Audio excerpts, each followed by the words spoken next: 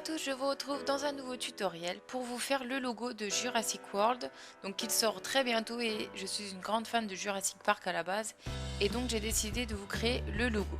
Pour cela j'utilise de la pâte polymère blanche, j'avais pas de pâte dorée donc j'ai utilisé de la blanche. Et je vais dessiner à main levée avec un dotting tool tout fin le T-Rex en fait qu'il y a sur le logo.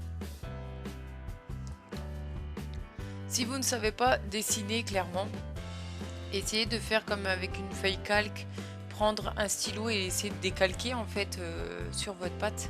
Ça pourra peut-être vous aider à faire ce genre de création.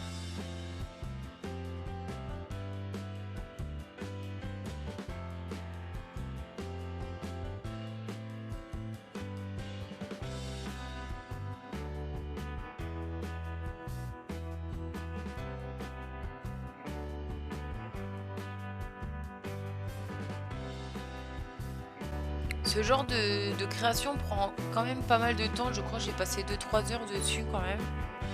Je sais plus exactement, mais il faut avoir de la patience.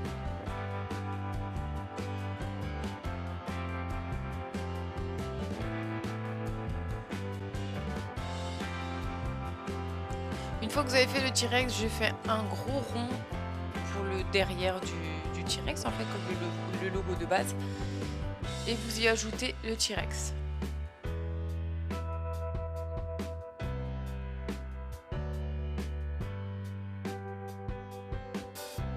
Une fois que c'est fait, vous faites une petite banderole. Donc là, vous pouvez voir qu'à ce moment précis, la banderole est décalée niveau épaisseur en fait, puisqu'il manque de l'épaisseur en dessous. J'ai repris de la pâte polymère blanche et j'en ai remis en dessous pour que ça ne fasse pas cet effet-là.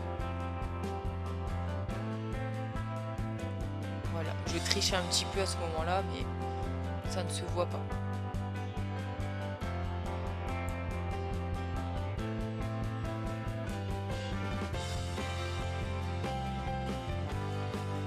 Une fois que ceci est fait, il faut passer aux lettres, donc écrire Jurassic World. Et donc là, je vous dis, c'est une galère totale.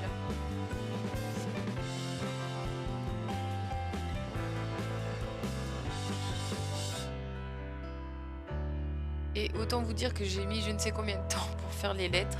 Et voilà, j'ai quand même réussi, j'ai eu peur de ne pas avoir assez de place. Vous voyez que le D du World est tout juste. Donc voilà, maintenant j'ajoute les dents du T-Rex parce que j'ai voulu les faire qu'à la fin. Et une fois que tout ça est fait, vous faites cuire votre création. Une fois que c'est cuit, vous prenez une pâte ou quelque chose qui permet de faire un effet comme moi argenté. Donc soit vous prenez des pigments, soit de l'e-zinc comme moi ou des choses comme ça. C'est comme vous souhaitez. Étant donné que je suis à fond sur le pigment e-zinc en ce moment, j'ai décidé de l'utiliser encore une fois. Donc voilà ce que ça donne à peu près. Ensuite, pour refaire encore un effet plus sympa, j'ai pris de la peinture noire et j'ai refait encore un effet plus foncé, surtout pour faire ressortir les os de ce T-Rex. Et donc voilà le résultat. J'espère que ce tutoriel vous aura plu.